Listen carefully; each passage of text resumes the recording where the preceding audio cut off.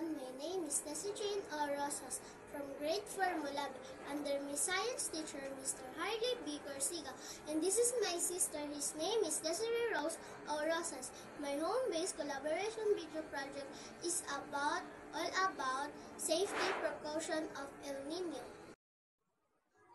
The safety precaution of El Nino: remind children not to play or swim in lakes.